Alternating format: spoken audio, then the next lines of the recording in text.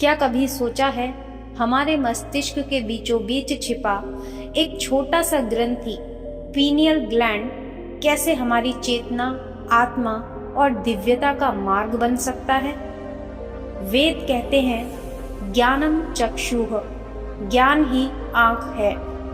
यह कहानी है उस तीसरी आंख की जो दिखती नहीं, लेकिन जब खुलती है तो पूरा ब्रह्मांड आपके भीतर उतर जाता है। पीनियल ग्लैंड हमारे दिमाग के केंद्र में स्थित एक छोटा सा एंडोक्राइन ग्लैंड है जो मेलाटोनिन नामक हार्मोन उत्पन्न करता है, जो हमारी नींद, बायोलॉजिकल रिदम और जागरूकता को नियंत्रित करता है। लेकिन विज्ञान से परे भी इसका एक और रहस्य है।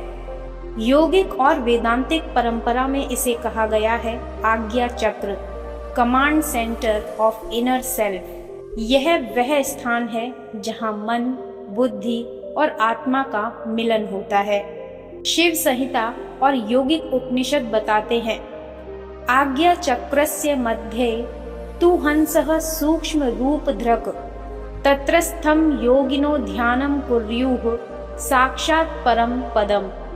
अर्थात आज्ञा चक्र के भीतर सूक्ष्म हंस रूप में आत्मा स्थित होती है, वही साक्षात परमात्मा का द्वार है। यह चक्र भ्रकुटी के बीच होता है, जिसे तीसरी आंख कहा जाता है। जब यह जागृत होता है तो साधक को दिखाई देता है सत्य का प्रकाश, वास्तविक रूप और आत्मिक गहराई। मॉडर्न न्यूरोसाइंस भी मानता है कि पीनियल ग्लैंड एक प्रकार का नेचुरल लाइट सेंसर है। कुछ वैज्ञानिक इसे एक बायोलॉजिकल एंटीना मानते हैं जो कॉस्मिक सिग्नल्स रिसीव कर सकता है। जब ध्यान, प्राणायाम और साधना से यह सक्रिय होता है तो दिव्य दृष्टि, ल्यूसिड ड्रीम्स और डीप मेडिटेशन स्टेट्स जैसे अनुभव सामने आने लगते हैं। जब आज्ञा चक्र जागृत होता है तो कुछ विशेष अनुभव होते हैं, जैसे भौहों के बीच स्पंदन या कंपन होने लगता है। दिव्य प्रकाश का अनुभव बंद आंखों से भी होने लगता है। गहन अंतर्ज्ञान और निर्णय की स्पष्टता आने लगती है। भूत, भविष्य और वर्तमान की समझ बढ़ने लगती है। माया से वैराग्य का भाव उत्पन्न होने लगता है। नींद कम और ध्यान में अधिक समय व्यतीत होने लगता है। मांडुक्य उपनिषद कहता है प्राज्ञो जनानाम परो अहमस्मि, अर्थात मैं सब में स्थित सर्वोच्च चेतना हूँ।